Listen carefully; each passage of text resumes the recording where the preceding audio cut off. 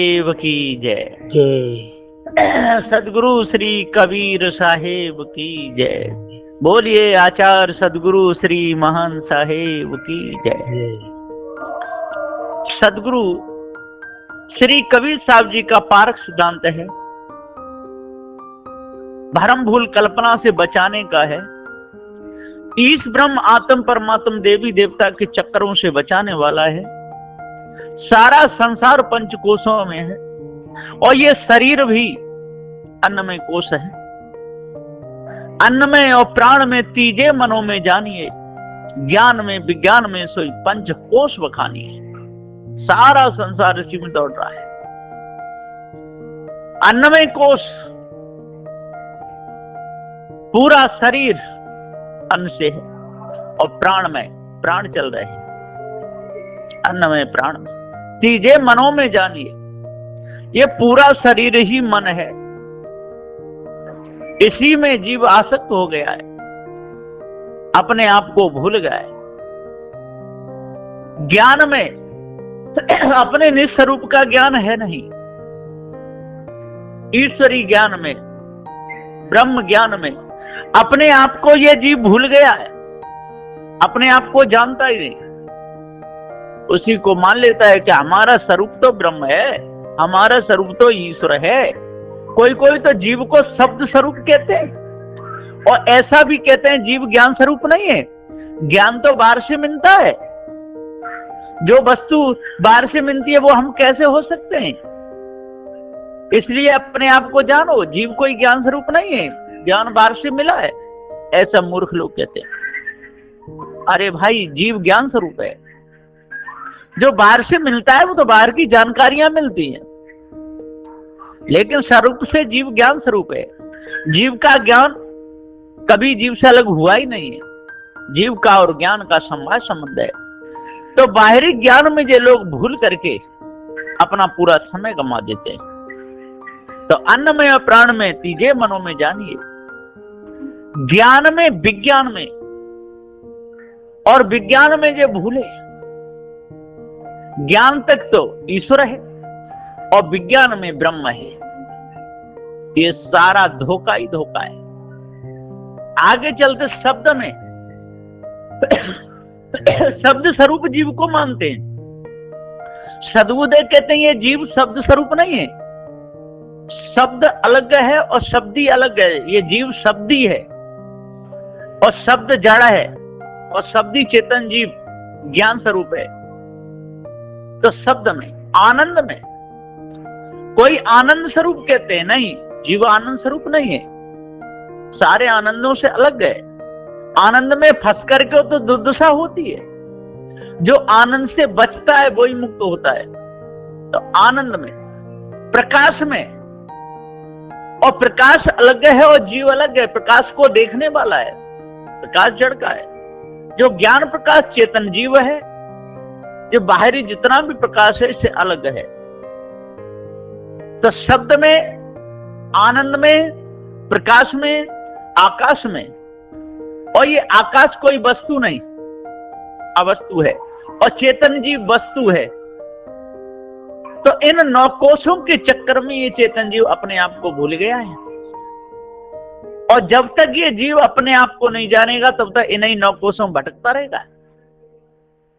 शब्द स्पर्श रूप रस गंधा, पंच विषय बस जीव है अंधा।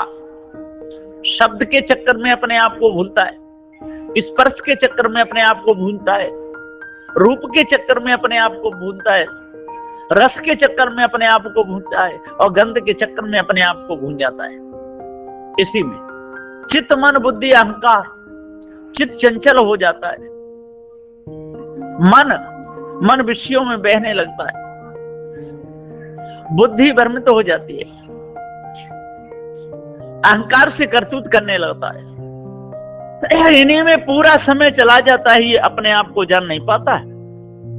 सत्य बोलते समय एक ध्यान रखें, उस सत्य में किन्हीं कहा, किन्हीं महापुरुषों का अपमान तो नहीं हो रहा, कहीं हम सत्य को असत्य तो नहीं बता रहे। जिस सत्य को हम बोल रहे हैं उस पर हमारा पूरा जीवन तुला हुआ है या नहीं। बहुत सोच समझकर बोलना चाहिए। बिना सोचे समझे बोल दिए तो महापुरुषों का अपमान हो सकता है, हो जाएगा, पूरा जीवन बिगड़ जाएगा। जिस प्रकार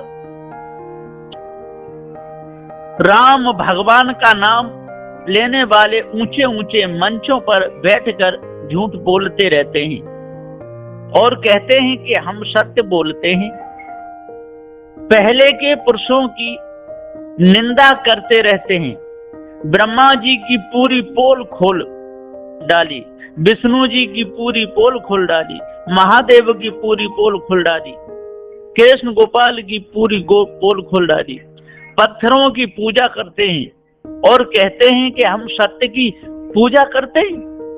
अरे भाई यही सत्य है? अरे भाइयों, आपको सत्य असत्य के विषय में कोई जानकारी नहीं है। पत्थरों की पूजा करने वाले लोग झूठ की पूजा करते हैं, भगवान को बताने वाले झूठ की पूजा करते हैं। कहते तो हैं कि हम सत्य की पूजा कर रहे हैं, लेकिन उनका कहना ही कहना है, सत्य के विषय में कोई जानकारी नहीं। अनजान लोगों ने ऐसी ऐसी बातें लिखी हैं कि पढ़ने सुनने में इतनी हंसी आती है कि हो सकता है नशा करके कलम चलाई हो। पुष्पक विमान से रामचंद्र जी बात करते थे। ये बातें ज्ञानहीनों की हैं। परशुराम अपने फरसा से बात करते थे, अपनी भुजाओं से बातें करते थे, हथियार बोलते थे, मकान बोलते थे, गलियां बोलती थी, वृक्ष बोलते थे, शंख बोलता था। देख लो सज्जनों, कितनी बेढंगी बातें हैं। ऐसी बातें करने वाले लोगों को लोग ज्ञानी कहते हैं, सत्यवादी कहते हैं।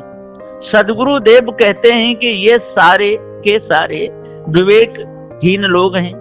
विवेकहीन लोगों का बहुत बड़ा बोलबाला है। भाइयों, जब तक आप लोग विचार नहीं करोगे, पारख ज्ञान को नहीं समझोगे, तब तक आप सत्य बोल नहीं सकते। सत्य बोलने के लिए पारख ज्ञान चाहिए। यदि पारख ज्ञान नहीं हुआ तो इन्हीं झूठी बातों पर आप लोग विश्वास करते रहोगे। ज्ञान बोध विचार सारा मारा जाएगा। विष्णु पुराण को देख लो, शिव पुराण को देख लो, ब्रह्म पुराण को देख लो। इन सबों में ऐसी गंदी गंदी बातें लिखी हैं कि पारखी जनों का तो पढ़ने का मन ही नहीं होता। लेकिन क्या करें, प्रमाण के लिए पढ़ने पड़ते हैं। जब ये झूठ बोलने वाले लोग सामने आते हैं तो प्रमाण देना ही पड़ता है। प्रमाण न दो तो लड़ने के लिए खड़े हो जाते हैं। इसलिए सज्जनों, जड़ चेतन के भेद को जानो, तब सत्य बोल पाओगे, तब निर्णय कर पाओगे। आज बसेरा नियरे हो रमैया राम, काल बसेरा बड़ी दूर हो रमैया राम। सदगुरु श्री कबीर साहेब जी कहते हैं कि हे रमैया राम, चेतन जीव, तू क्यों विषयों में समय गमा रहा है? विषयों में तेरे को कुछ मिलने वाला नहीं है। यदि विषयों में सुख होता तो संसारी लोगों को कभी दुख नहीं होना चाहिए। संसारी लोग सारे के सारे दुखी हैं, कोई भी सुखी नजर नहीं आता। जितने बच्चे उतना दुख, कमर टेढ़ी हो गई, आंखें चली गई, हाथ पैरों में दर्द होता है, सारी सारी रात नींद नहीं आती। बेटी की चिंता, बेटा की चिंता, दिन दूना रात चौगुना दुख बढ़ता ही चला जाता है। यदि सुख होता तो दुख आता ही नहीं। अब चलते हैं भेषधारियों की ओर। जितना संत समाज है उनमें जाकर देख लो कौन कितना सुखी है। सारे के सारे हाय हाय करके मर रहे हैं। कहते हैं भगवान सबको सुख देता है। जब भगवान सबको सुख देता है तो किसी को दुख नहीं होना चाहिए, सबको सुख होना चाहिए। सारे के सारे दुखी हैं एक भी सुखी नजर नहीं आता। जब उनसे कहा जाता है कि आप तो भगवान के भक्त हो, आपको दुख क्यों हो रहा है?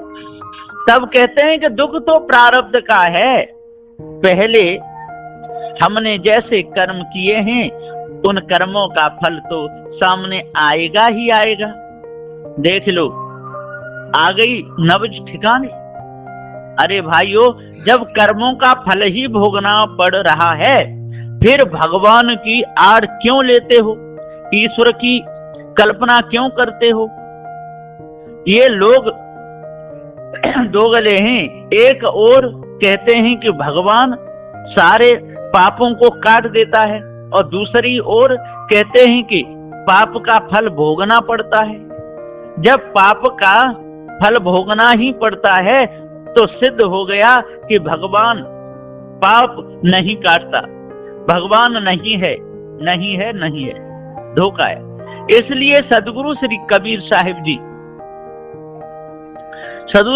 साहब की बात मानो, कर्मों को सुधारो। आज आपका बसेरा मनुष्य शरीर में है, कल का कोई पता नहीं कहां जाओगे। कर्मों को सुधार लोगे तो मनुष्य शरीर में आ जाओगे, नहीं सुधारोगे तो अन्य खानियों में भटक जाओगे। जिन कर्मों के द्वारा मन गंदा होता है, उन कर्मों को त्याग दोगे तो बंधनों से छूट जाओगे। नहीं त्यागोगे तो बड़ी दूर बसेरा हो जाएगा। आज नजदीक बसेरा है। कर्मों को सुधारो, भगवान की कल्पना त्याग दो, यह निर्णय। जब तक आप सत्यवादी नहीं बनोगे, सत्य की ओर नहीं चलोगे, जड़ चेतन के भेद को नहीं समझोगे, तब तक जड़ को चेतन और चेतन को जड़ कहते रहोगे। चेतन अविनाशी ज्ञान स्वरूप ऐसे शब्द स्वरूप कहते रहोगे। भूल में स्वयं पड़ोगे, दूसरों को डालते रहोगे, और गुरु बन के उपदेश देते रहोगे। अपना कल्याण करोगे, दूसरे का भी करोगे। इसलिए सदगुरुदेव जी कहते हैं, भाई अपने आप को जानो, अन्न में और प्राण में तीजे मनो में जानिए, ज्ञान में विज्ञान में सोई पंचकोश बखानिए।